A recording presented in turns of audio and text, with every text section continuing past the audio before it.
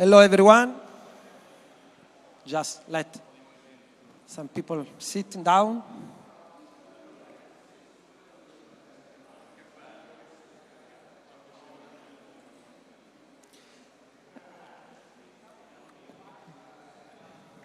Okay, let's start. On-chain clarity. Today I would like to introduce you some thoughts about the path blockchain and crypto asset are going. But before all, let me introduce myself. Maybe someone already knows me. I'm a lawyer, unfortunately, but I'm trying to quit it down. I've been around the crypto space since probably the Ethereum ICO. I born as a criminal lawyer, so at the beginning I worked a lot with anti-money laundering issues around the Bitcoin space and then the crypto space, Ethereum space. I am also a data protection, so the other focus I am interested in are data and protection of our data. But today I'm here just as an observer and researcher, so I would like just to brainstorming with you about some topics. I don't know who read this paper of Al Finney. He wrote it down in 93, so more than 30 years ago and more than 50 years before the Bitcoin white paper. He put the attention on the risks of digital finance and digital and electronic money to our privacy, anonymity, and freedom. At that time, probably it was just a warning, but if you think about it, now it sounds quite prophetic. Why? Because even if blockchain is intended as a technological layer for digital freedom, also under the aspect of pseudonymity and anonymity, what we are moving through is a sort of dystopia in which every transaction, every interaction, everything you do with a wallet or with a crypto asset is transparent, is followed, is recorded, is logged, and is transmitted. The current situation is the result of the converging forces I tried to summarize here. So we have a technological argument, the professionalization of blockchain forensics. We have a regulatory pressure that is making the environment really ruled and framed all around the world, not only in Italy, not only in Europe. And we have a sort of community-driven justice. This is the brand new topic of the last month, last year. I would like to analyze the three forces with you. So starting with the blockchain analysis and blockchain forensics. As you know, at the beginning, everyone thought that Bitcoin or crypto assets were the tools for anonymity. I started my professional life in Bitcoin and in crypto asset as a MLRO, money laundering reporting officer, even because the institutional framework, the public administration, the investigators did not understand how to identify and trace movement and transaction.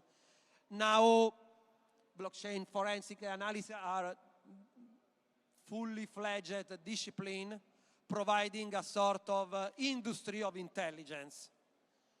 Industry of intelligence driven by a lot of player and provider, giving people, institutions, governments, the possibility of retrieving information for a lot of purposes, not only investigation, not only crime prevention, but also asset tracing recovery, also counterintelligence, and also compliance. A lot of institutions here today, if platform wants to provide us services, they have to know the source of the funds, the interaction of the users, and so on. Counterintelligence, another interesting topic. I'm working with some commercial brands. If they want to study the level of involvement in blockchain ecosystem of a counterparty, of a competitor, they can do counterintelligence on chain, tracing their wallet interaction, how many clients do you have, what's the profit of a blockchain project, and so on. So this ecosystem become an industry, is fully industrialized, and if the technology give them the tools, the regulation give them the mandate to do this. I think currently there is not a spot of this world not regulated. We have regulation for CASP, Crypto Asset Service Provider. They have to identify the user, to do the KYC, to monitor the transaction, and so on. But also we have regulation for the transaction among countries and local jurisdiction. We have guidelines from the international association or standards like the FATF, the GAFI, and so on. We have GDPR, but we have also DAC 8, for example. DAC 8 is in the administrative and fiscal matters. Anyway, now the framework is present, and if the player, the crypto asset service provider, the teams, the project, don't follow the rules, it is called negligence.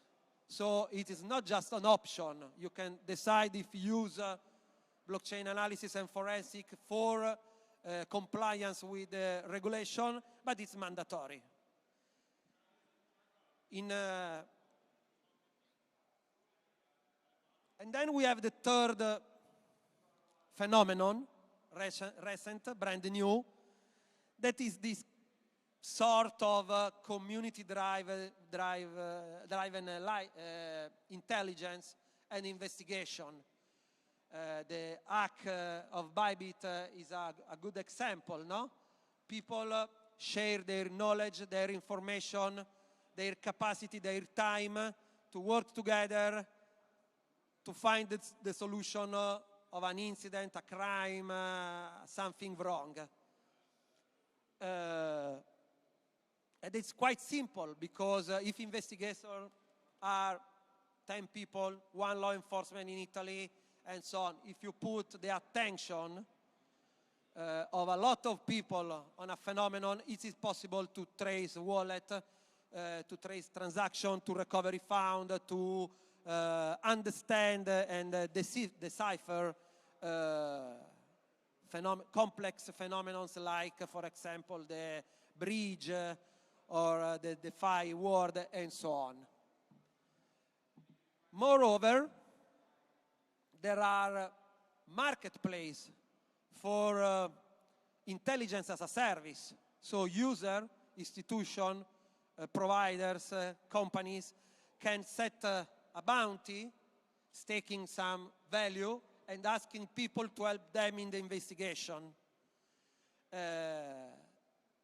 And the situation is also composable, so other people can add more value to make the bounty higher and try to solve the issue.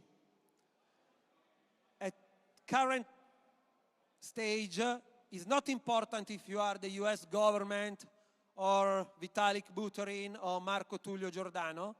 If the community aim to decipher solve the pseudonymity behind an address, a wallet, probably you will be traced forever.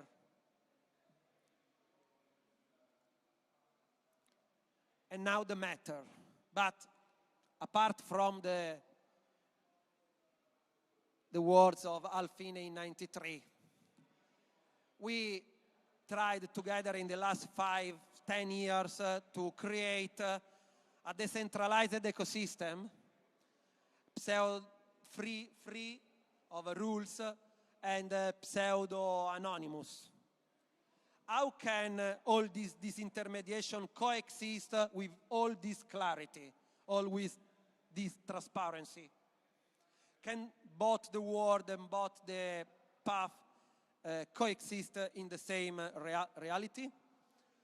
The paradox is also that the more the DeFi grow up, the more is in target for this kind of investigation, because if we let few guys exchanging poor values on a chain is one thing. If you hybridate DeFi with traditional finance, right now the traditional finance is holding another panel on the main stage, is impossible to hide this kind of problem to the regulators. And last, where did we lose our ethos, our principles? We started building a free world, and now it's quite complex also to provide in a decentralized manner services if not compliant with the regulation. The community, the ecosystem, is trying to create itself some antibodies. So we have privacy coin, we have Mixer, Tumblr, but they are targeted by regulators. No, last year I talked here about the Tornado Cash case, and the year before I talked about the liability of developers of this kind of protocols and contracts, before the arrest of Alex Persev in Holland. We are moving also through stealth address. This is one of the topics pushed and sponsored by Vitalik Buterin. So, my question is, which is the future? We have different possible futures. One of that is a sort of hybridization among regulated frameworks and DeFi, and it is just happening. For example, we have protocols, very free and interconnected, and we have gatekeeper, so Web2 interfaces. Think about Uniswap. Uniswap as a protocol and as an application on the iPhone. If a company wants to provide services through a centralized network like iOS, have to follow the rules. The other future, the other possible future, an alternative future, is a future fully pseudonym. Very complex to interact with, probably not for all, but a little bit more free 4, 5 years, 10 years, then probably investigation will solve also this feature. What I told you till now creates some legal implication that you can see.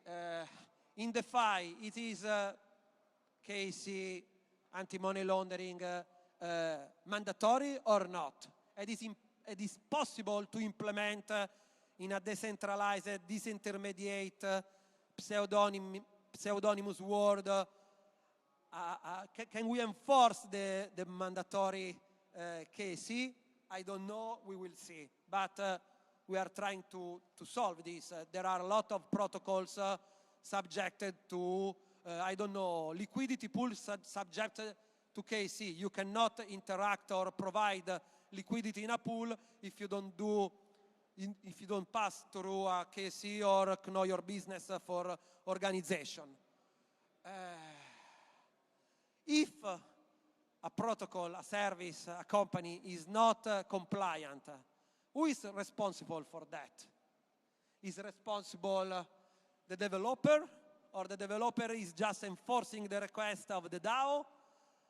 Who is behind the DAO? Is very complex also for law enforcement agency or institutional authorities.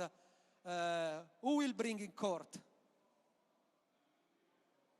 And as to the bounties and the collaborative justice, are we sure that is a disintermediation of the justice, or it is a problem?